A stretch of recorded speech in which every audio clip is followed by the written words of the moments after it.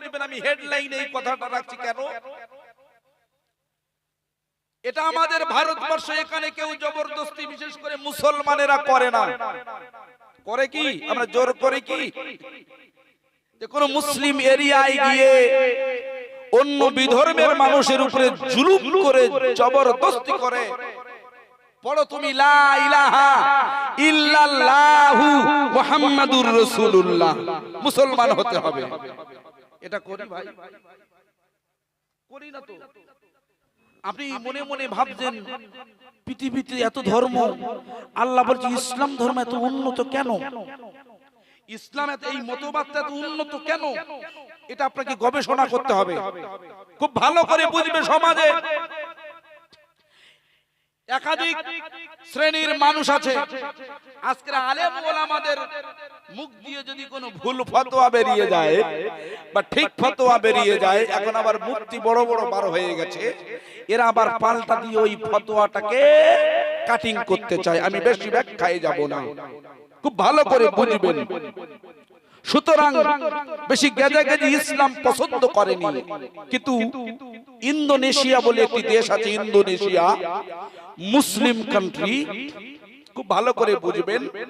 ওই মুসলিম কান্ট্রিতে যদি আপনি জুমার নামাজ কাজা করেন, আমরা অনেকেই জুমার নামাজ কাজা করে আমরা মাঠে চাষ করি, যুবক ছেলেরা অধিকাংশ আমি দেখেছি, তবে আপনাদের এখানে ভালো হয়তো দেখবেন জুমার নামাজ কাজা করে এরা দর্জির কাজ করে। অনেকে কালকে কাম দিতে হবে তো বড় সমস্যা, এই জন্য নামাজকে ওরা নট অ্যালাউ করে কাজে লিপ্ত হয়ে যায়। কথাটা সঠিক না বেঠিক একটু হ্যাঁ হু দেন, ভালো করে বুঝবেন। এরকম সিস্টেমে হিন্দুস্তানের কোনো নিয়ম নীতি নেই, কিন্তু ইন্দোনেশিয়ায় চলে যান, আরো অন্যান্য মুসলিম কান্ট্রিতে চলে যান, দেখবেন জুমার নামাজ না আদায় করলে আপনার জন্য 2 লক্ষ টাকা জরিমানা হবে এবং 2 বছরের কারাদণ্ড হবে। আল্লাহ এই ব্যাপারে বলেছে,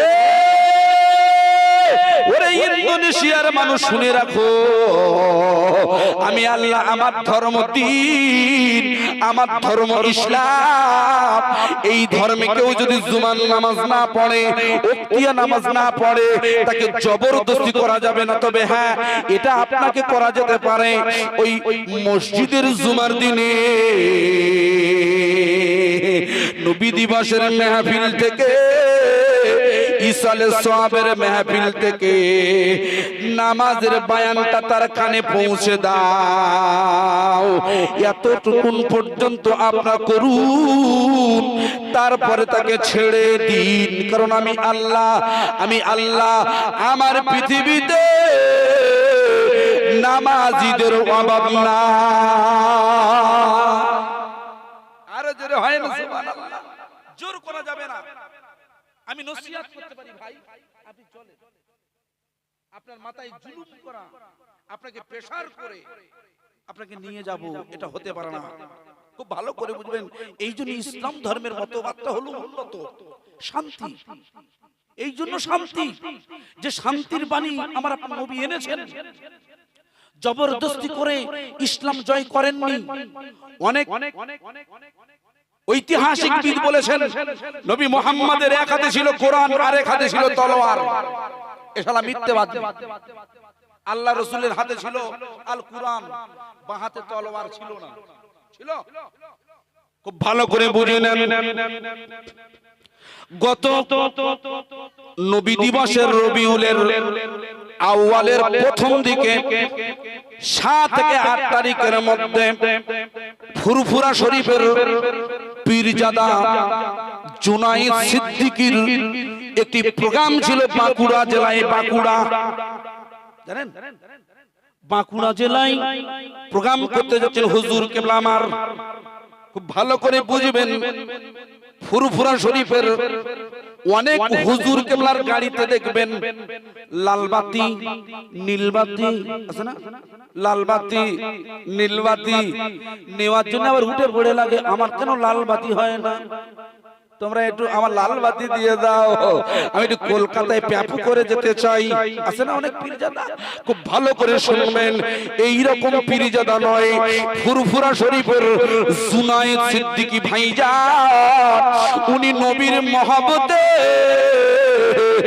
আল্লাহর নবীর কি ঝান্ডা নিয়ে উনি প্রোগ্রামে যাচ্ছিলেন, হঠাৎ করে অতর্কিত হামলা হুজুর কেবলার কনভয়ে চাপিয়ে দেয়, তার গাড়ির উপরে আক্রমণ শুরু করে দেয়। তার অপরাধ হলো তিনি নাকি পাকিস্তানের ফ্ল্যাগ গাড়িতে লাগিয়ে উনি নবী দিবসের প্রোগ্রামে যাচ্ছিলেন। আমি কেন এই কথা বলছি আপনি ভাবতে পারেন, এই কথার সাথে কুরআনের আয়াতের মিল কোথায়? অবশ্যই মিলটা আমি একটু দেখিয়ে দেই। এরা যেমন হটকারিতা করে, জোর করে ধর্মটা চাপাতে চাইছে, ইসলামে এইরকম আদর্শ মেনে চলে না। ইসলামের আদর্শটা উন্নত, আমার নবীর আদর্শ উন্নত। ওরা বলছে পীর সাহেব, আপনি আপনার গাড়িতে কেন পাকিস্তানের পতাকা লাগানো আছে? আপনারা যারা জ্ঞানী মানুষ এখানে বসে আছেন, নিশ্চয়ই একমত হয়ে যাবেন, পাকিস্তানের পতাকা আপনারা চেনেন কি? অনেকেই চিনি না, আর না চেনাই ভালো, আমাদের প্রয়োজন নেই। কেন চিনতে হবে আমাদের? ঠিক না ভাই? আমাদের পতাকাটা আমরা চিনি। কি পতাকা? আমাদের পতাকা, আমাদের ফ্ল্যাগ হলো ইন্ডিয়ান, উপরে দেখবেন গেরুয়া কালার, ঠিক তো? মিডিলে হলো সাদা, নিচেই হলো গ্রিন কালার, মাঝখানে অশোক স্তম্ভ, ঠিক তো? কিন্তু ওরা যেটা দাবি করছে যে পাকিস্তানের ফ্ল্যাগ, আপনারা জানেন না, আমি বলে দিই, পাকিস্তানের ফ্ল্যাগ হলো দেখবেন প্রথমে সাদা, তারপরে গ্রিন কালার, উপরে চন্দ্র এবং তারকার একটি প্রতিচ্ছবি আছে, তাই তো? কিন্তু ফুরফুরা শরীফের পীরজাদা জুনায়েদ সিদ্দিকী আল কুরাইশি হুজুর কেবলার গাড়িতে কোনো সাদা নেই, কোনো চন্দ্র সূরজ কেউ নেই, ওখানে শুধু গ্রিনের উপরে লা ইলাহা ইল্লাল্লাহু মুহাম্মাদুর রাসূলুল্লাহ এই কলেমাটা লেখার কারণে ওরা অতর্কিত হামলা চালিয়ে ওরা এটা বোঝাতে চাইছে, আরে পীর সাহেব, আরে এই ভারতবর্ষের জমিনে তুমি দিনের খেদমত করতে যেতে পারো, কিন্তু এই গাড়িতে লা ইলাহা ইল্লাল্লাহর বাণী লাগতে পারো না। একটু আওয়াজ দিয়ে বলুন নাউযুবিল্লাহ।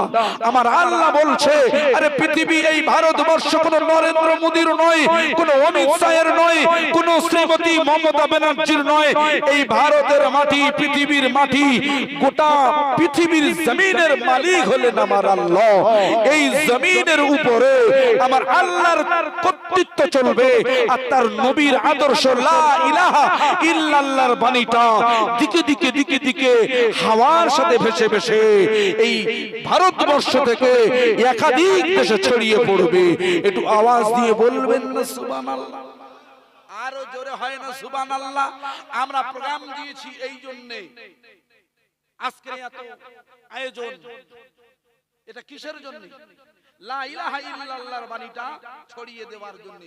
আল্লাহ রাসূল হাদিস পাকে বলেছেন, আফজালুজ যিকরি লা ইলাহা ইল্লাল্লাহ, সবচেয়ে উত্তম জিকির হলো লা ইলাহা ইল্লাল্লাহ। লা মানে না, ইলাহা মানে, ইলাহা মানে কি? ইলাহা মানে প্রভু, কোন প্রভু নেই ইল্লাল্লাহ, আল্লাহ ছাড়া। বলুন সুবহানাল্লাহ। জোরে হয় না সুবহানাল্লাহ? নারায়ে তাকবীর, নারায়ে তাকবীর। আমি প্রত্যেকটা প্রোগ্রামে বলি, আপনারা একটু তাকবীরের আওয়াজটা দেবেন জোরে। কেন? এই তাকবীরের সাথে আপনার ঈমানের ঈমানিত্বটা প্রকাশ পায়। যার ঈমান কমজোর, তার গলার সাউন্ডও কম, ঠিক না বেটি? আপনার যদি ঈমান জোর হয়, দামি হয়, মূল্যবান হয়, আপনি তাকবীরের আওয়াজটা বেড়ে যায়। কারণ ঈমানদাররা কাউকে ভয় করে না। অনেকেই এখন ভয় করছে নেতাদের, নারায়ে তাকবীর যদি একটু জোরে দেই, তাহলে যদি একটু সমস্যা হয়, একটু চেপে যায়। এই জন্য তাকবীরের আওয়াজ জোরে দিতে হবে, চাই সে জান থাক নাই থাক। খোদার কসম করে বলি, তাকবীর দিতে গিয়ে যদি গলা ছিঁড়ে মরে যান, ওই মৃত্যুটা শহীদ মৃত্যু হবে। একটু জোরে সরে দেবেন, নারাই তাকবীর। সিলসিলা হক ফুরফুরা শরীফ, সিলসিলা হক ফুরফুরা শরীফ, বিশ্ব নবী দিবস, বিশ্ব নবী দিবস। নারাই তাকবীর। আমার ভাই সাহেবেরা, আমার দোস্তরা, আমার বন্ধুরা, খুব ভালো করে শুনে নিন, যে নবীর আদর্শ দিতে গিয়ে, যে নবীর কলেমাটা প্রচার করতে গিয়ে একাধিক পীরজাদা, একাধিক আলেম উলামারা এই ভারতবর্ষ সহ গোটা পৃথিবীতে বাঁধার মুখে পতিত হচ্ছে। ওই নবীর আদর্শ, ওই নবীর আদর্শ এত প্রকাণ্ড আদর্শ, যে আদর্শের ব্যাপারে মাইকেল এইস হাট থেকে শুরু করে, কবিগুরু রবীন্দ্রনাথ ঠাকুর থেকে শুরু করে, আমাদের কবি নজরুল থেকে শুরু করে, একাধিক বিজ্ঞানী আইনস্টাইনেরা, এরা সবাই একবারে স্বীকার করে নিয়েছে, মুসলমানদের ধর্মীয় গুরু উনি শুধু মুসলমানদের গুরু নয়, উনি হলেন এই পৃথিবীর শ্রেষ্ঠ গুরুর গুরু গুরু। আল্লাহ রাসূল বলছেন, আমি খুতবাতে বলেছি, রাসূল হলেন রাহমাতাল লিল আলামিন। আলামিন মানে সমগ্র বিশ্ব, শুধু মানব মণ্ডলী নয়, নবমণ্ডল, ভূমণ্ডল, ইহকাল এবং পরকাল। আপনি সলিমউদ্দিন, আমি জসিমউদ্দিন, শুধু আমাদের নবী নয়, আমাদের নবী যিনি, বিশ্ব নবী দিবসের ফ্ল্যাগ অনেক জায়গায় মারা থাকে। এই বিশ্ব নবী, বিশ্ব শব্দের অর্থটা কি? আমার আগের উলামা হযরত তিনি বলছিলেন অনেক ব্যাপারে। আমি ইনশাআল্লাহ চেষ্টা করছি ওখান থেকেই, যিনি উনি যেখান থেকে ছেড়েছেন, ইনশাআল্লাহ আমি তার পরের থেকেই ধরে আপনাকে বোঝাবো বিশ্ব নবী কি, এটা আপনাকে জানতে হবে। প্রতি বছর আমার অনেক মুরব্বী এখানে বসে আছেন, 70, 80, 90, প্রত্যেক বছরে নবী নবী নবী দিবস আমরা পালন করি। অনেকেই আগে করত না, অনেক পার্টি ছিল আগে করত না, নবী দিবস করে কি হবে, সব ভুয়া। এখন তারা সব লাইন এসে গেছে, সকলেই প্রায় কম বেশি নবী দিবস করছে। আলহামদুলিল্লাহ, আল্লাহ বেশি বেশি করার তৌফিক দেন ইনশাআল্লাহ, আমরা দোয়া করি। কিন্তু এই নবী যার ব্যাপারে গোটা পৃথিবীর সমস্ত মনীষীরা একমত হয়ে গেছে, এক আশ্চর্য নবী গৌতম বুদ্ধ, তিনি বলেছেন, আরে পৃথিবীর জমিনে মুসলমানদের ধর্মীয় গুরুর মতন কোন গুরু, কোন বৈদ্য এই পৃথিবীতে আর দ্বিতীয় জন্মাবে না। বলুন সুবহানাল্লাহ। সেই নবী আমার এসেছেন কতই 570 সালে, যেটা ঐতিহাসিকদের মতে হস্তির বছরে। কোন বছরে? হস্তির বছর মানে হস্তির বছর হলো কুরআন শরীফে সূরা ফিলটা খুলবে, আলাম তারা কাইফা ফাআলা রাব্বুকা বিআসহাবিল ফিল। এই ফিল, ফা ইয়ালাম ফিল, এটাকে ইংরেজিতে বলা হয় এলিফ্যান্ট, এটাকে হাতির বছর বলা হয়েছে। মনে করে দেখুন, 570 সালে আব্রাহা বলে একটা কুখ্যাত বিখ্যাত বাদশা আবিসিনিয়া থেকে কাবার উপরে আক্রমণ করার জন্য এসেছিল। কেন কাবার উপরে আক্রমণ? কেন কাবায় এত মানুষ যায়, এত ভিড় হয়, ওখানে হাজরে আসওয়াদে চুমা দেয়। আমার ভাই বলছিলেন, উমরায় গিয়েছিলেন তো আমার ভাই, তিনি বলছিলেন যে হুজুর, ওই জায়গায় চুমা দিতে গেলে বড় সমস্যা, চুমায় বড় সমস্যা। কেন সমস্যা? মানুষের বিরাট সমাগম, চান্স পাওয়া যায় না। ওই জায়গায় তো লোক হয়, আমরা মনে মনে করছে ওই কাবাটাকে তুলে নিয়ে আবিসিনিয়ায় আমরা কাবা তৈরি করব। এটা হতে পারে ভাই? আরে আপনার যত পয়সা হোক, আমাদের শ্রী নরেন্দ্র মোদীর এত পয়সা বা ডোনাল্ড ট্রাম্পের এত পয়সা, ও যদি নিয়ত করে যে কাবাটা মক্কায় আর রাখবো না, আমি আমেরিকায় বসাবো, ভারতবর্ষে বসাবো, হবে? হবে ভাই? বিজ্ঞানীরা বলছে যে জায়গায় কাবা, ওই জায়গা হলো পৃথিবীর মাঝখান। পৃথিবীর মাঝখান। তো ভারতবর্ষ একটা সাইড, এশিয়া মহাদেশ এক সাইডে, এখানে কাবা দিলে, এখানে কাবা বসালে আমরা মুতাওয়াজ্জা করব কোথায়? আরে তুমি বোঝো না? খুব ভালো করে বুঝবে। 570 মক্কার আকাশে বাতাসে একটি রে রে শব্দ আওয়াজ উঠে গেছে। কেন? মক্কা আক্রমণ হবে, মক্কাকে ওরা ধূলিসাৎ করে নেবে। হযরতে আব্দুল মুত্তালিব নবীজির দাদু ছিলেন, ইনি আবার খানায় কাবার মুতাওয়াল্লি ছিলেন। ইনি কাবাটা ধরে ধরে ধরে ধরে আল্লাহর কাছে দোয়া করলেন, ওগো আমার আল্লাহ, ওগো আমার মাওলা, এই কাবা ঘরটি আপনার ঘর, নবী ইব্রাহিম ইসমাইল তৈরি করেছেন আপনার নির্দেশে। এই ঘরটি ধ্বংস করতে আসছে আব্রাহা। আল্লাহ তোমার ঘর, তুমি হেফাজত করো। একটু আওয়াজ দিয়ে বলবেন সুবহানাল্লাহ। ওদিকে আব্রাহা হস্তি বাহিনী আনছে, বিরাট বড় বড় হাতি, অশ্বারোহী, লাখ লাখ সেনাবাহিনী আনছে, খানায়ে কাবা ধ্বংস করবে।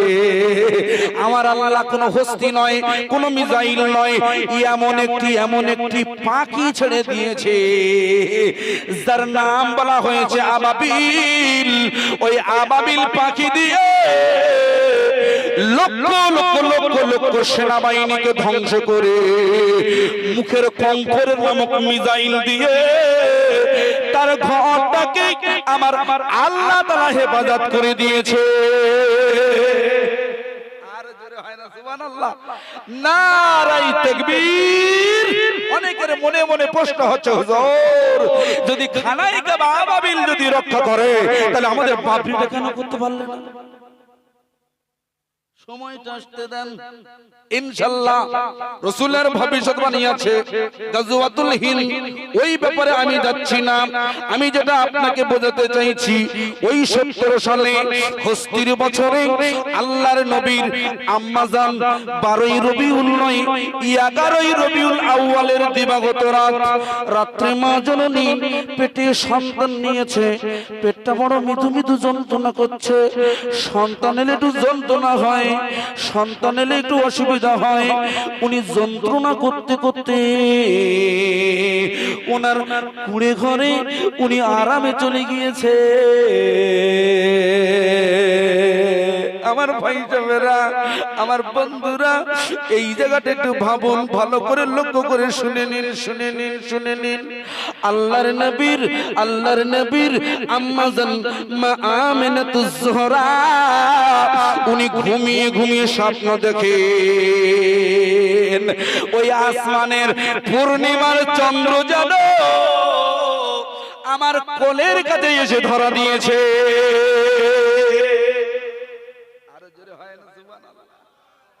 আমাদের মায়েদের, আমাদের বোনেদের পেটে যখন সন্তান আসে, আল্লাহ কি স্বপ্ন! আমার মা আমেনা স্বপ্ন দেখছে আসমানে চাঁদ আসছে, আর এরা শুধু সাপের তাড়া খাচ্ছে। ঠিক না বেটি? অনেকে বলে, হুজুর এত স্বপ্ন দেখছি, ভুয়া একটু তদবির করলেন হুজুর। আমি বলি, ভাই আমি তো তদবির পার্টি না, তদবির পার্টি আলাদা আছে, ও হুজুর আলাদা, আমরা হুজুর আলাদা। যাই হোক, খুব ভালো করে বুঝুন, পেটে যখন সন্তান আসে আপনাকে খুব সচেতন ভাবে থাকতে হয়। শুধু সচেতন থাকলে হবে না, আপনার খাদ্য খাবারটাও হালাল হতে হয়। আজকের একাধিক জায়গায় আমরা যাই, আমাদেরকে রিপোর্ট করে, হুজুর আমাদের ছেলেটার একদম ধ্বংস হয়ে গেছে, অল্প বয়সে 13-14 বছর বয়স, বিড়ি খাচ্ছে। 13-14 বিড়ি খাচ্ছে। আমরা যারা কম বেশি এখানে বিড়ি খাই, অনেকে খায়, ম্যাক্সিমাম একটা বয়স 30 থেকে আপনারা খেতেন, এখন হয়তো ছেড়ে দিয়েছেন। ঠিক না বেটা? কিন্তু এখনকার ছেলে এত ফাস্ট, 13 থেকে শুরু করে ভাই, 13, আর সঙ্গে কি ফ্রি ফায়ার, এত মোবাইল গেম। আপনি মোবাইলের দিকে দেখার প্রয়োজন নেই, আন্দাজে টিপছে। আশ্চর্য! আপনি আমি ওই সন্তানের দোষ দিচ্ছি, কিন্তু দোষ তো ওদের নয়। দোষ কার? দোষ আপনার আমার।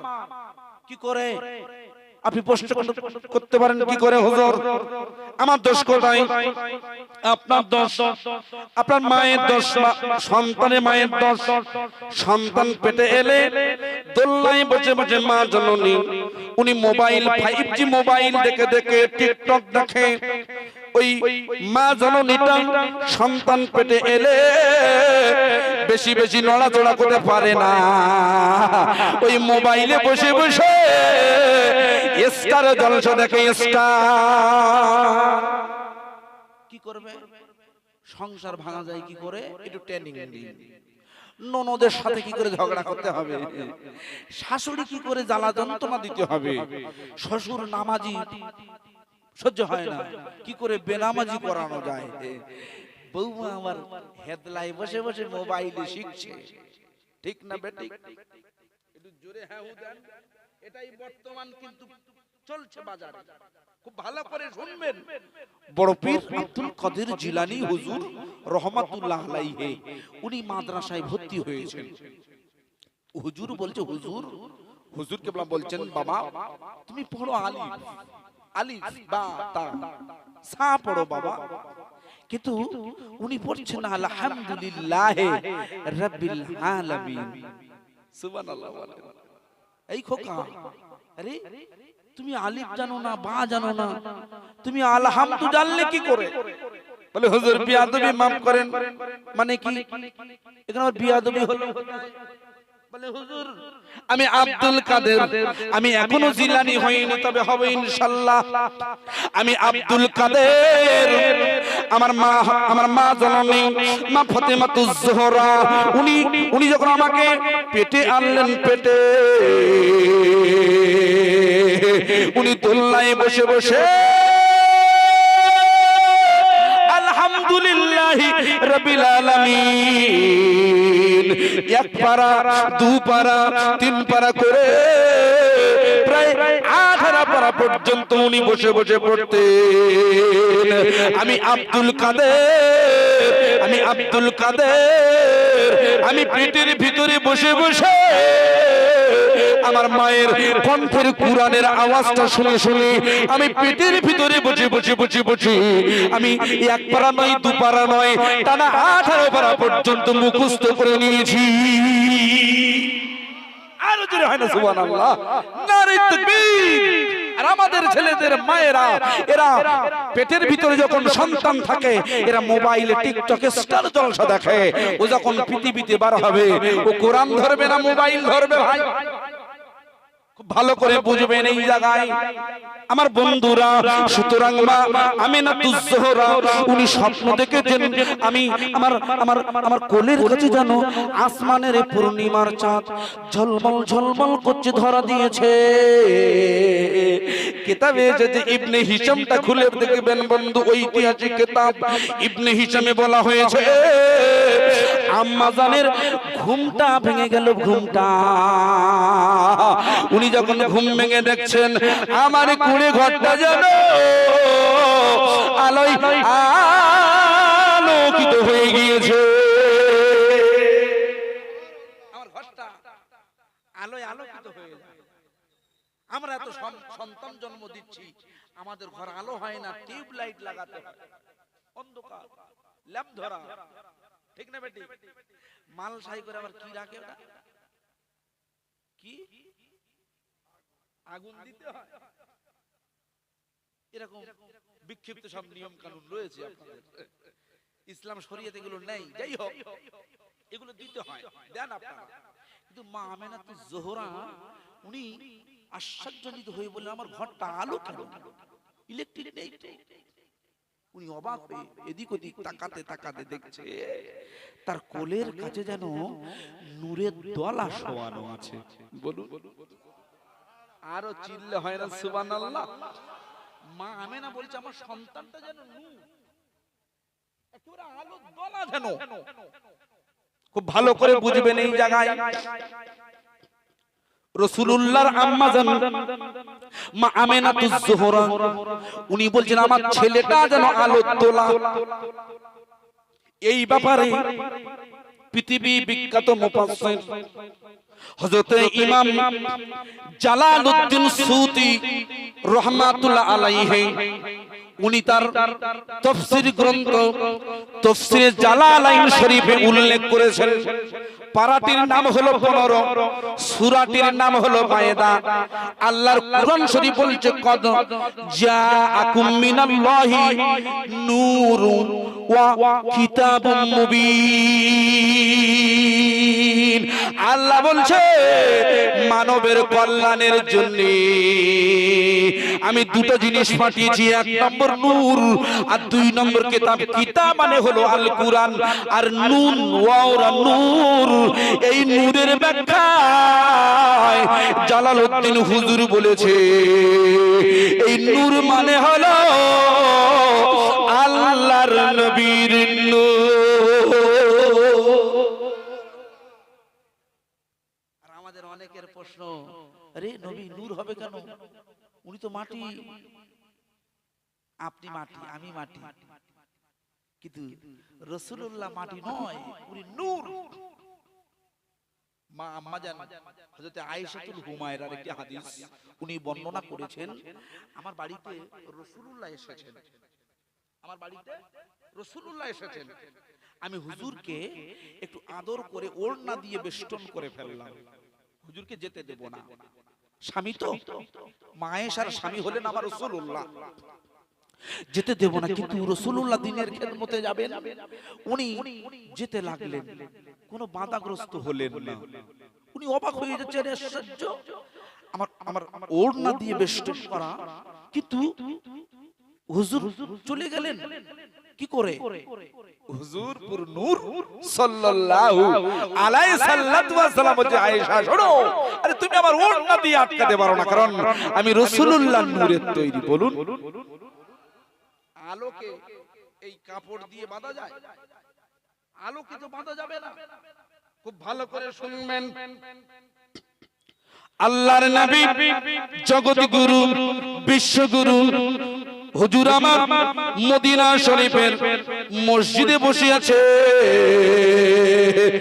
জিবরিল আমিন এসেছে, জিবরিল আমিন সালাম দিয়েছেন, আসসালামু আলাইকা ইয়া রাসূলুল্লাহ, আসসালামু আলাইকা ইয়া হাবিবাল্লাহ। হুজুর আমি জিবরিল আমিন আপনার দরবারে এসেছি হুজুর, আমি একটি প্রশ্ন করতে পারি কি? হুজুর হুজুর হুজুর আপনি আমাকে একটু ইজাজত দিয়ে দিন হুজুর। আল্লাহর নবী বলে, ভাই ও ভাই জিবরিল আমিন তুমি অবশ্যই আমাকে প্রশ্ন করো। ওই সময় জিবরিল আমিন ওরফে রুহুল আমিন হুজুর বলছেন কাম উমরিকা, হুজুর আপনার বয়সটা কত হুজুর? খুব ভালো করে বুঝবেন, আলোচনা যেন গুলিয়ে ফেলো না। আমি আম্মা জানের বাড়িতে আসবো, তার আগে ব্যাখ্যাটা একটু করে দিই। হুজুর আপনার বয়সটা কত বলেন হুজুর? জিবরিল আমিন প্রশ্ন করছে। আমি যদি ওই প্রশ্ন যদি আপনাদের করি, বলুন তো আমার নবীর বয়স কত? কি বলবেন বলেন? জানেন না? আলেম ওলামা আমার ভাইয়েরা বলছেন 63। এটা লিগ্যাল পার্থিব জগতের একটা হিসাব। 63 বছর বয়স, 63। 570 থেকে হিসাব করলে 63, 63 বছর। ইমাম গাজ্জালি লিখেছেন, গালগপ্প বিখ্যাত ইসলামিক দার্শনিক ইমাম গাজ্জালির কিতাব থেকে আমি আপনাকে কপি করে বলছি। দাকায়েকুল আখবারটা খুলবেন, ইমাম গাজ্জালি লিখেছেন,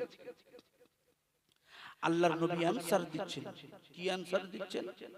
ভাই জিবরাইল, আরে আপনার বয়স একটু বলেন না, তারপর আমারটা বলি। জিবরিল আমিন বলছে, হুজুর আমি আপনার চেয়ে অনেক অনেক। কি করে আপনি বড় হলেন? ইয়া রাসূলুল্লাহ, ইয়া হাবিবাল্লাহ হুজুর, আপনার চাইতে আমি এই জন্য বেশি বড়, আল্লাহ পাকের নূরের হেজাবের ভিতরে একটি তারকা উদিত হতো। তারকা কি? তারকা। ওই তারকাটি এই রকম তারকা নয়, YUSQটির মতো তারকা নয়। ওই তারকাটি 70,000 বছর ধরে ধরে ওই তারকাটি উদিত হতো।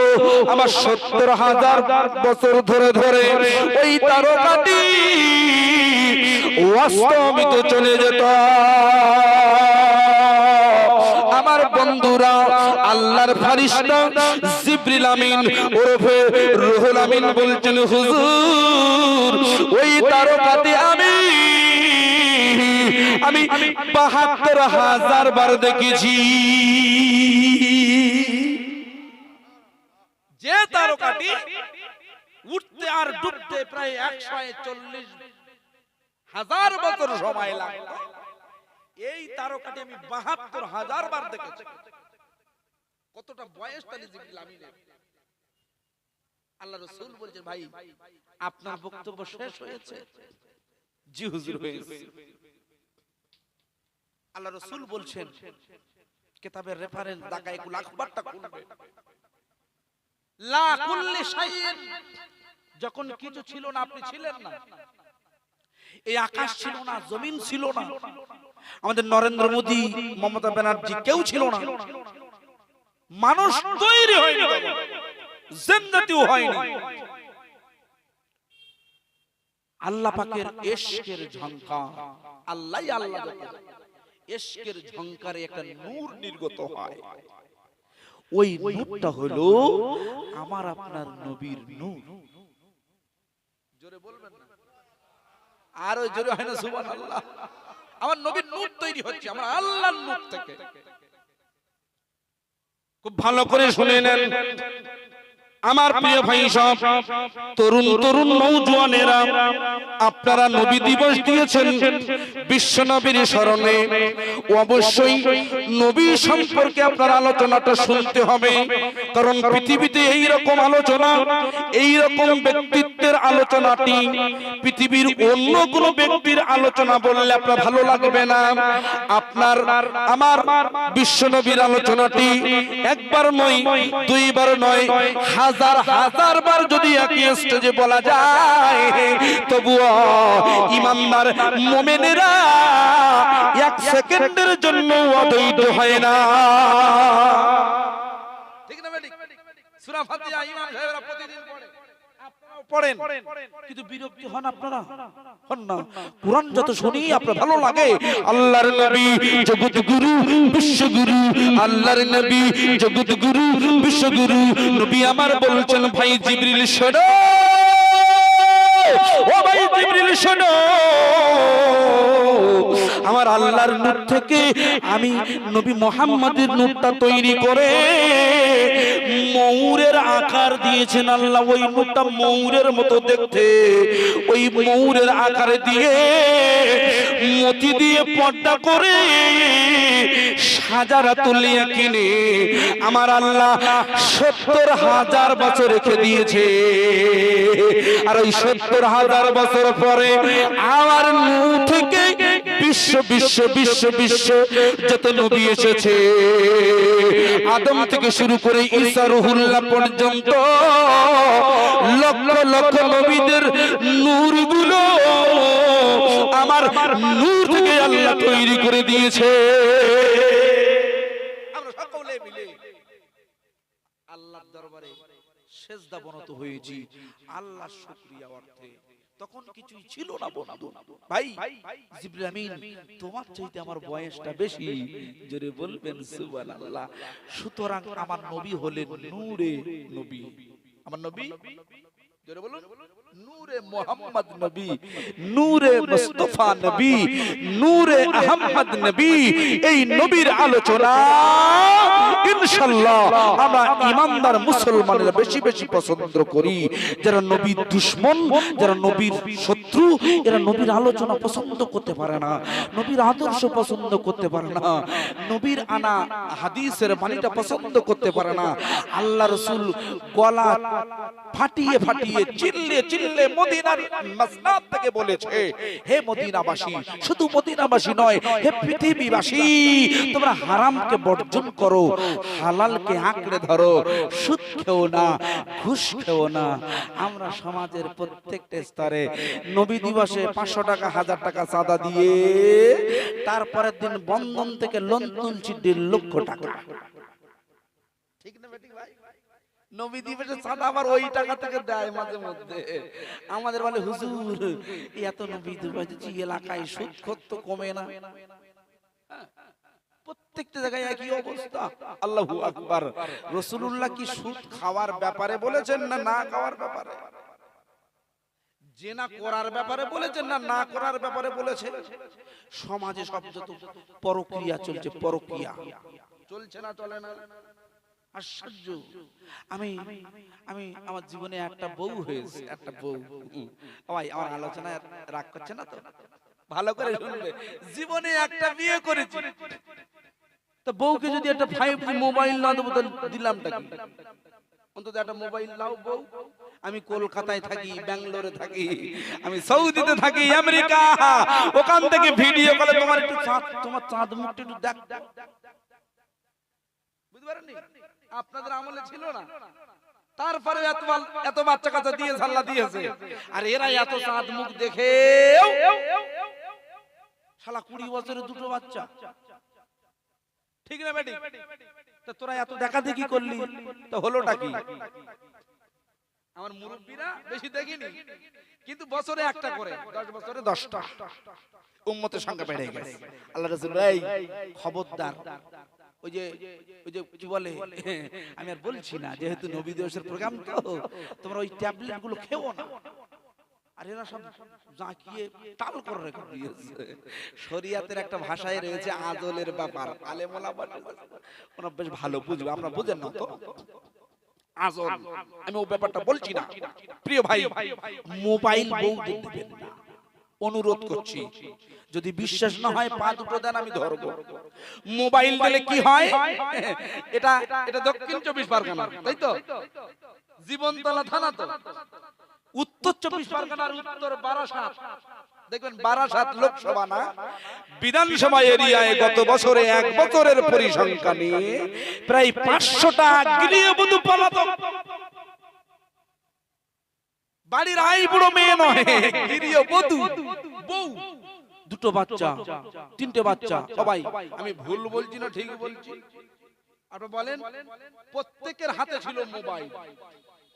গবেষণায় এসেছে আপনার বউকে আপনি যদি এটা মোবাইল কিনে দেন, ওটা মোবাইল নয়, ওটা পরপুরুষের হাতে আপনি তুলে দিলেন। আপনি ঘুমিয়ে আছেন, হোয়াটসঅ্যাপে চ্যাটিং চলে, চ্যাট। প্রত্যেকটা গ্রামে, প্রত্যেকটা পাড়াতে এই রকম অভিযোগ চলছে। আমার বন্ধুরা হাতে ধরে পায়ে ধরে মোবাইলটা বর্জন করে দিন। বাড়িতে একটি না রাখলে নয়, আপনার কাছে রেখে দিন। কোন স্ত্রীর কাছে, বাচ্চার কাছে মোবাইল দেবেন না। মোবাইলের দেওয়ার ফলে আপনার বিবি হাতছাড়া হয়ে যাচ্ছে। 13 বছর সংসার করেছেন, 22 বছর সংসার করেছেন, আপনি মনে মনে মনে মনে মনে মনে মনে মনে ভাবছেন আমি 22 বছর সংসার করেছি, এ বউ আমার রেজিস্ট্রেশন হয়ে গেছে, আর ছেড়ে পালাবে না। আপনি ভুল ভাবছেন, আপনি ভুলের সাগরে পড়ে আছেন। 22 কেন, 30 কেন, 40 বছর সংসার করার পরে এইরকম রিপোর্ট আছে 40 বছর পরে নাতিপুতি হয়ে গেছে। ওইগুলো ফেলে রেখে পরকীয়ায় গিয়ে বোম্বে ঠেলে উঠেছে। আমার ভাই সবেরা, সুতরাং এটি নবীর কোনো আদর্শ নয়, এটি কোনো নবীর চরিত্র নয়। আমার নবীর চরিত্রটা বলতে গিয়ে আগে নবী সম্পর্কে আপনাকে বলতে হবে। শুনে নিন, শুনে নিন, শুনে নিন। আম্মা জান মা আমিনাতুজ যোহরা সিদ্দিকা রাদিয়াল্লাহু তাআলা আনহা, আম্মা জান বলছেন আমার ঘরটা যেন আলোয় আলোকিত হয়ে যায়। উম্মে আয়মানকে ডেকে বলি, উম্মে আয়মান শোনো,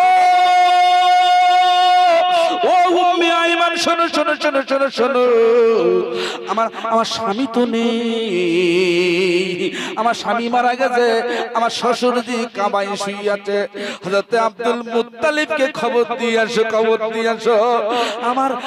আমার একটি সন্তান হয়েছে, নূরের দলা হয়েছে, এই খবরটা তুমি খানায় কাবায় দিয়ে আসো। যাও, চলে যাও। উম্মে আয়মান দৌড় দৌড় দৌড় দৌড় যাচ্ছে, যেতে যেতে যেতে যেতে যেতে যেতে দেখছে তখন একটু সকাল সকাল ভাব হয়ে গেছে। মক্কায় তখন দুর্ভিক্ষ চলছে। আমার বন্ধু যেমন দুর্ভিক্ষ প্যালেস্টাইনে চলছে, খাদ্যের অভাবে ওরা মারা যাচ্ছে। নেতানিয়াহু সরকার আর ডোনাল্ড ট্রাম্পের সরকার, এই দুটো সরকার দাজ্জালের সরকার। আমার বন্ধুরা ওরা মিসাইল মেরে মারছে ইমানদারদের। ওরা আবার খুদা মিসাইল মারছে, খুদা মিসাইল। খুদা মিসাইলটা দেখা যাবে না, এই মিসাইলটা দেখা যায়। খুদা মিসাইল হলো বিশ্বের বহির্বিশ্ব থেকে ত্রাণের গাড়িগুলো যাচ্ছিল, ত্রাণ খাদ্যের গাড়ি, খাদ্যের জাহাজগুলোরা আটকে দিচ্ছে। প্যালেস্টাইন ইমানদারদের কাছে পৌঁছতে দেবে না। আমার বন্ধুরা, আয়লা এলে, আমফান এলে, বুলবুলি এলে, শহর থেকে দেখবেন খাদ্যের গাড়িগুলো আসতো। আপনার এলাকায় এসেছে, অনেক এলাকায় এসেছে। ঠিক ওই রকম প্যালেস্টাইনে যাচ্ছে যাচ্ছে যাচ্ছে। ইসরায়েলের নেতানিয়াহুর জায়নবাদী সরকারেরা, ওই কাফের সরকার, বেদিনের সরকার, ইহুদিরা, এরা মুসলমানদের খাদ্যগুলো আটকে দিচ্ছে, পানীয়গুলো আটকে দিচ্ছে। ওরা মিসাইল মেরে মারছে, আবার খুদাই মেরে দিচ্ছে। এদের স্লোগান হলো, এদের আন্দোলন হলো, ওরা প্রকাশ্যে বলছে প্যালেস্টাইনে কোনো মুসলমান থাকতে পারবে না। প্যালেস্টাইন দ্রুত এখান থেকে মুসলমানরা মেরে শেষ করে দিয়ে এখানে ইহুদিদের রাজত্ব তৈরি করব। আমার আল্লাহ বলে একজন আছে, প্রত্যেকটা মাজলিসে দোয়া করি, প্রত্যেকটা ইমানদার দোয়া করে। আমার আল্লাহ বলছে একটা ইমানদার থাকলে, একটা ইমানদার যদি প্যালেস্টাইনে বেঁচে থাকে, আমার বন্ধুরা ওই প্যালেস্টাইনটাকে আবার নতুন করে সাজিয়ে তুলে নেবেন আমার আল্লাহ। এই রকম করে ওরা দুর্ভিক্ষের ভিতরে ফেলে দেয়, খরার ভিতরে ফেলে দেয়। আল্লাহর নবী মুহাম্মদুর রাসূলুল্লাহ পৃথিবীর জমিনে আসছেন, পৃথিবীর জমিনে পদার্পণ করেছেন। মক্কায় দুর্ভিক্ষ, মরুভূমিতে চাষ হয় না, মরুভূমিতে ফসল হয় না। মক্কার খেজুর গাছগুলো সব শুকনো হয়ে যায়। উম্মে আয়মান উনি দৌড়ে দৌড়ে খানায় কাবার দাদু মুত্তালিবের কাছে খবর দেওয়ার জন্য দৌড় দেয়। আশেপাশে খাজুর গাছ ছিল, ওই খাজুর গাছগুলো যেন মারা গিয়েছিল। পাতাগুলো গুড়িগুলো শুকনো হয়ে গিয়েছিল, শুকনা। উম্মে আয়মান বর্ণনা করে, আমি দৌড়ে দৌড়ে যাচ্ছি, ওই মরা খাজুর গাছগুলো যেন আমার নবীর আগমনে, ওই মরা গাছগুলো আমার আল্লাহ তাআলা জিন্দা বানিয়ে দেয়। আরো জোরে হয় না সুবহানাল্লাহ। যেদিন নরেন্দ্র মোদী পৃথিবীতে জন্ম নিয়েছে, খোঁজ নিয়ে দেখেন আমাদের প্রধানমন্ত্রী নরেন্দ্র মোদী, ওনাকে সম্মান না দিলে সমস্যা। এখন আপনারা জানেন না, সোশ্যাল মিডিয়া তো অনেক বক্তা কুরুচিপূর্ণ মন্তব্য করেছে, এটা করা ঠিক নয়। যদিও সে অবৈধ হোক আর বৈধ হোক, যে কোনো ভাবে মসনদে আছে তো তাকে আমরা সম্মান করি। কেন? আমাদের ভারতবর্ষের প্রধানমন্ত্রী তো। এই জন্য শ্রী দামোদর দাস নরেন্দ্র মোদী উনি যখন খোঁজ নিয়ে দেখেন আপনি ভালো করে, যেদিন তার মা গুজরাটে জন্ম দিয়েছিল সেই দিন জিন্দা গাছগুলো সব মৃত হয়ে গিয়েছিল। আমার মনে হয় এটা, আপনাদের কি মনে হয় জানি না। তা না হলে এত অরাজকতা ভারতবর্ষে তৈরি করবে বর্তমানে। দাদা আমার মানে আমাদের দাদা, যদিও প্রধানমন্ত্রী, তারপরেও সম্পর্কের দিক দিয়ে গেলে উনি আমাদের দাদা হন। প্রায় দাদুর বয়সে 70+ হলে আমরা দাদু বলি। আমাদের দাদু এবং প্রধানমন্ত্রী সম্মান করছি। উনি বর্তমানে কলকাতায় আছেন। কলকাতাটা মনে হয় সর্বনাশ হয়ে যদি পারে। খবরে দেখবে, নিউজে দেখবে, যেখানে যায় শুধু জ্বালা পড়ে নয়। আল্লাহ হেফাজত করেন, সকলেই বলি আল্লাহুম্মা আমিন। আমাদের দিদি তো আছে, যাই হোক উনি ব্যাপারটা সামলে নেবেন। আমি যেটা আপনাকে সামলাচ্ছি, নবী আমার এসেছেন, মৃত গাছগুলো জিন্দা হয়ে গেছে। এটা সত্য না অসত্য? সত্য, 100% সত্য। কারণ এটা আমার কথা নাই তো, গৌতম বুদ্ধ বলেছে। কে বলেছে? গৌতম বুদ্ধ নাম শুনেছেন? মাইকেল এইসহাট একটা কিতাব রচনা করে। মাইকেল এইসহাট আমেরিকান বিজ্ঞানী, মারাত্মক বিজ্ঞানী। ইনি লিখেছেন 100 মনীষীর জীবনী, দ্য 100 হার্ট। ঠিক তো? দ্য 100 হার্টে 1 নম্বরে আমার নবীর জীবনী রচনা করেছেন। বিশ্ববিখ্যাত বিজ্ঞানী, যার কলমটা নবী মুহাম্মাদের নাম প্রথম লিখেছে। আমাদের শ্রী গৌতম বুদ্ধ নেপাল, যে নেপাল এখন দাউ দাউ করে আগুন জ্বলছে, ঠিক না বেটি? নেপালে আগুন জ্বলছে, ওরা বাংলাদেশের মতো ওরা শুরু করে দিয়েছে, সরকার উৎখাত করে দিয়েছে। এরপরে মনে হয় আমাদের ভারতবর্ষে পালা, আল্লাহ ভালো জানে। তবে ওই রকম একটা আঁচ পাওয়া যাচ্ছে। ইমানদাররা সব মনে মনে মনে মনে খুব একটা তৈরি হচ্ছে, উগরে দেওয়ার সময় এসেছে। ইনশাআল্লাহ আল্লাহ চাইলে হিন্দু মুসলিম কাঁধে কাঁধে রেখে দিল্লি অভিযান করে নরেন্দ্র মোদী সরকারের শেকড়টা আল্লাহ চাইলে উপরে ফেলে দেব। বলুন ইনশাআল্লাহ, একটু জোরে বলুন ইনশাআল্লাহ। বাবাজি ভয় খাচ্ছেন নাকি আপনি? কিসের ভয়? আমাদের তো ভয় নেই, আল্লাহকে ভরসা করে চলি। রাত বিরাতে দিক ওদিক ঘোরাফেরা করি, আল্লাহ শুকরিয়া, আল্লাহ চাইলে তুলে নেবে। ঠিক না বেটি? ভয় করার কোনো প্রয়োজন নেই। এটা তাকবীরের ধ্বনি দেন, নারায়ে তাকবীর, নারায়ে তাকবীর। ফুরফুরা শরীফ, আজমির শরীফ, মক্কা শরীফ, মদিনা শরীফ, সবার উঠে আল কুরআন শরীফ। নারায়ে তাকবীর। শ্রী গৌতম বুদ্ধজি উনি গবেষণা করে বলেছেন, পৃথিবীর জমিনের 1 নম্বর মানবতাবাদী, 1 নম্বর আদর্শবাদী, 1 নম্বর মায়াবী নবী, মায়াবী গুরু, তিনি হলেন নবী মুহাম্মদ রাসূলুল্লাহ। বলুন সুবহানাল্লাহ। প্রিয় ভাই সব, উম্মে আয়মান দৌড়ে দৌড়ে যাচ্ছেন। দৌড়ে দৌড়ে যেতে যেতে যেতে যেতে দাদুর কাছে পৌঁছে গিয়েছে। দাদু, ও দাদু। আব্দুল মুত্তালিব বলে, ও খুকি কি হয়েছে বলো বলো বলো বলো। দৌড়ে দৌড়ে আমার কাছে এলে কেন বলো? ওই সময় উম্মে আয়মান বলে, দাদু আপনার জন্য একটি সুসংবাদ আছে। কি সুসংবাদ আমার জন্য এনেছে? বলে, দাদু আপনার মরা ছেলে আব্দুল্লাহর ঘরে একটা সন্তান হয়েছে, নূরের দলা। নূরের দলা হয়েছে। উনি আশ্চর্য হয়ে গেলেন। তাই নূরের দলা, তাই তো?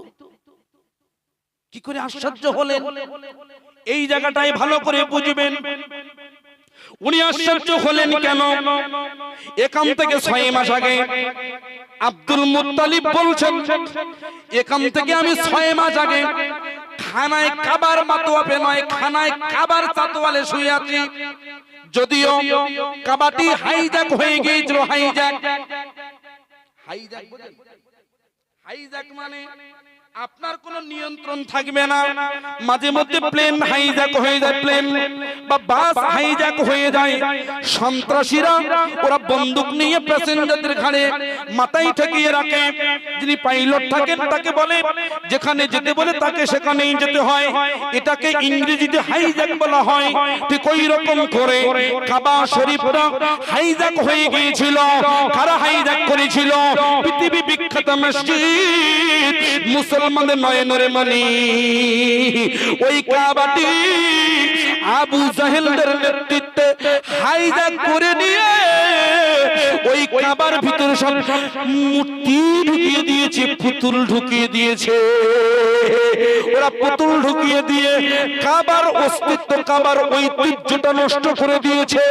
যে কাবা শরীফটি নবী ইব্রাহিম আলাইহিস সালাতু ওয়াস সালাম, নবী ইসমাঈল আলাইহিস সালাতু ওয়াস সালাম দুই বাপু মিলে কাবাকে অক্লান্ত পরিশ্রম করে আল্লাহর নির্দেশে তৈরি করেছে।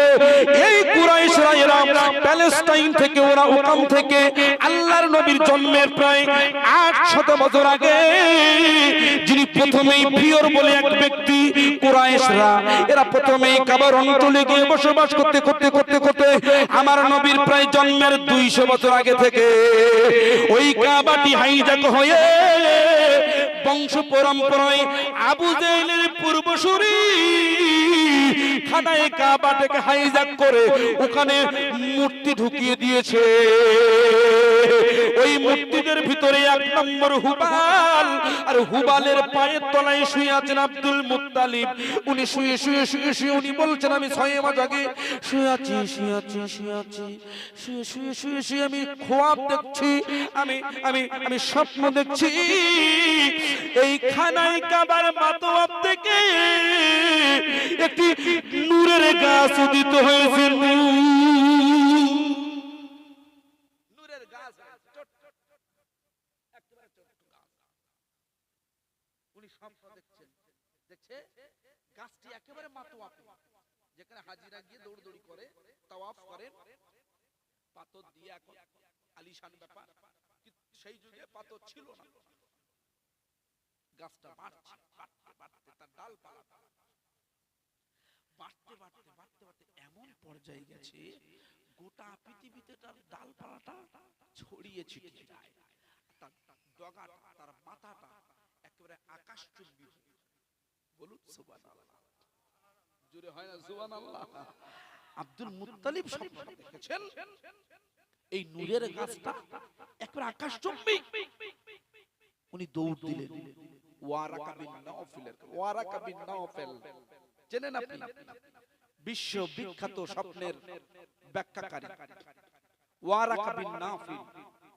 ওনার কাছে যখন স্বপ্নটা ব্যাখ্যা করেন উনি খুব গভীর চিন্তামগ্ন হলেন, খুব গভীর চিন্তামগ্ন হলেন। হই উনি গবেষণা করে করে করে করে উনি বলেছেন, হে আব্দুল মুত্তালিব শোনো, তোমার ঘরে এমন একটি সন্তান জন্ম নেবে যে সন্তানের কর্তৃত্ব, যে সম্মানের সুনামটা, যে সন্তানের নূরটা, আলোটা গোটা পৃথিবীতে আমার আল্লাহ দায়িত্ব নিয়ে ছড়িয়ে দেবে। একটু আওয়াজ দিয়ে বলা যায় না সুবহানাল্লাহ? আর সেই নবীর সম্মান, সেই নবীর নূরের আলোটা আপনাদের যোগেন্দ্রনগরে পৌঁছে গেছে। আপনি দেখেছেন সে আলো? দেখেন সে চোখ তো আমাদের নেই, তবে ধরিয়ে দিলে বুঝবে। আমি আপনি জন্মসূত্রে হোক, যে কোনো সূত্রে হোক, আমরা কলেমা পড়ে নিয়েছি না? কলেমা শরীফ, লা ইলাহা ইল্লাল্লাহু মুহাম্মাদুর রাসূলুল্লাহ পড়েছি তো। এটা হলো ইসলামিক গবেষণা অনুযায়ী, হাদিস অনুযায়ী এটা হলো ঈমানের একটা নূর, ঈমানের নূর। আল্লাহর নবীর ঈমানের নূরটা আমার আপনার কলিজায় পৌঁছে গেছে। বলুন সুবহানাল্লাহ। মহব্বতের সাথে একটু কলেমা শরীফের জিকিরটা কলেমার নূর দিয়ে একটু ভরিয়ে নিই। কালমা লা ইলাহা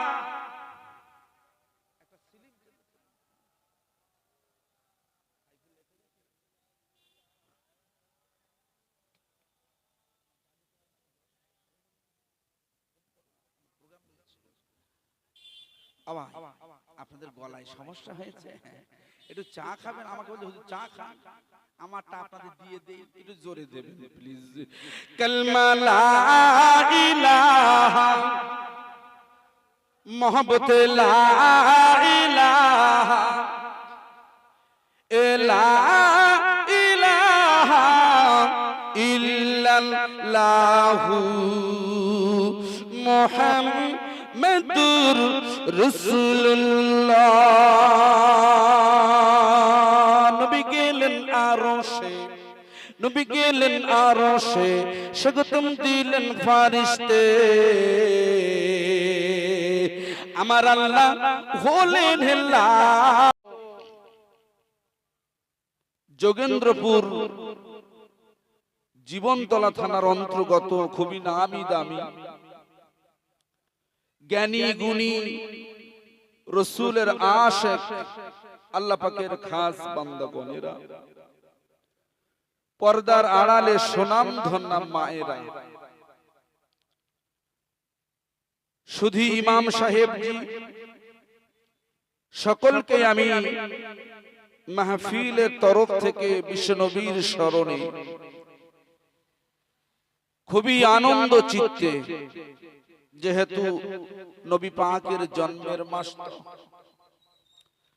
সকলকে আমি মোবারকবাদ জানাচ্ছি। যোগেন্দ্রনগর, সরি যোগেন্দ্রনগর, আমার একটু ভুল হয়েছে, দেওয়ানপাড়া। আমরা সমবেত ভাবে মহান রব্বুল আলামিনের দরবারে শুকরিয়া জ্ঞাপন করি, যিনি আমাদের ভারতবর্ষের জমিনে এখনো পর্যন্ত হায়াতে বাঁচিয়ে রেখে বিশ্বনবীর স্মরণ সভায় বসিয়েছেন। যদিও বর্তমান পৃথিবীর বা ভারতবর্ষের অবস্থা বড় ভয়ানক, বিশেষ করে পশ্চিম বাংলার অলিতে গলিতে এখন একটা ভয়াবহ সাপ দেখা যাচ্ছে। সেজন্য আল্লাহ পাকের দরবারে শুকরিয়া করি, আল্লাহ পাক এহেন মুহূর্তে এখনো রহমতের ব্যাপারটা জারি রেখেছেন। তাই একটু আওয়াজ দিয়ে বলি আলহামদুলিল্লাহ, আলহামদুলিল্লাহ, আলহামদুলিল্লাহ। আল্লাহ পাকের শুকর করলে শেষ করা যায় না। বিশ্বনবীর স্মরণে পবিত্রতম মদিনা আল মুনাওয়ারায় আমরা এখান থেকে দরুদের মালা পৌঁছে দিই, সকলেই বলি সাল্লাল্লাহু আলাইহি সাল্লাম। প্রিয় ভাই সব, আমরা খুবই জ্ঞানী গুণী বিচক্ষণ মানুষ। এখন এমন একটি জামানা এসেছে আমরা সবাই বিচক্ষণ হয়ে গেছি, ঠিক না বেটি? এত মোবাইলের গেজাগেজি, কম্পিউটারের গেজাগেজিতে মানুষ এখন ব্রেন গুলো হাই টেম্পার হয়ে গেছে। এরা কঠিন জিনিসটা সহজে বুঝে নিতে পারে, তাই বেশি কঠিন করে নয়, খুবই সহজ করে আমি আপনাকে, আল্লাহ যদি চান, কিছু দ্বীনি নসিহত রাসূলের রেখে যাওয়া অমীয় বাণীটা আমি আপনাদের সামনে পেশ করব। তার আগে আমি আপনাকে একটু বলতে চাইছি, পৃথিবীতে যত ওয়াজ নসিহত হোক না কেন, এই আপনাদের দেওয়ানপাড়া যোগেন্দ্রনগরের প্রোগ্রামটি আগামীকাল পৃথিবীতে ছড়িয়ে যাবে। এই সব যন্ত্রালী, মানে এই মোবাইল যন্ত্রালী সব বসে আছে, কি আশ্চর্য! এখান থেকে 15 বছর আগে ছিল না। ফুরফুরা শরীফের একাধিক পীর সাহেবরা, মুরব্বিয়ানে কেরাম, তেনারা এই যে ভিডিও বা ফুটেজ এগুলো নিষিদ্ধ করেছিলেন তাদের যুক্তিতে, কিন্তু বর্তমান জমানায় এটা আবার প্রয়োজন আছে, ঠিক না বেটি? এই জন্য খুব ভালো করে আপনারা বিচক্ষণ মানুষ, জ্ঞানী মানুষ, বুদ্ধিজীবী মানুষ, আপনাদের কাছে আমি আলোচনার শুরুতে পৃথিবীর বিখ্যাত গ্রন্থের নামটা আমি আপনাকে এক কলমে জিজ্ঞাসা করে নিতে চাইছি। বলুন তো, পৃথিবী বিখ্যাত যে গ্রন্থটি আছে ওই গ্রন্থটির নামটা কি? অনেকেই বলেছেন আল কুরআন, ঠিক বলেছেন, এটি হলো আল কুরআন শরীফ। কুরআন শরীফের উপরে আর কোন কিতাব পৃথিবীতে দেখা যায়নি আজ পর্যন্ত, এটা কিন্তু ঠিক। কিন্তু আশ্চর্যের ব্যাপার হলো ওই কুরআন শরীফ আমরা অনেকেই পড়তে জানি না, বা পড়তে যদি জানি তার ব্যাখ্যাটা জানি না, ব্যাখ্যাটাও যদি জানি সেই অনুযায়ী আমলটা করি না। এটা হলো বড় দুঃখের। প্রিয় ভাই সাহেব, ওই পবিত্রতম আল কুরআনুল কারীমে একটি সূরা আছে, সূরা, ওই সূরাটির নাম হলো সূরা আল বাকারা। বাকারা মানে হলো গাভী বা গরু। ওই গরু নামক বাকারা নামক সূরাতে 256 নম্বর আয়াতটা খুলে নেবে। একেবারে আয়াতুল কুরসির পরে লেখা আছে, আল্লাহ বলছে লা ইকরাহা ফিদ্দীন।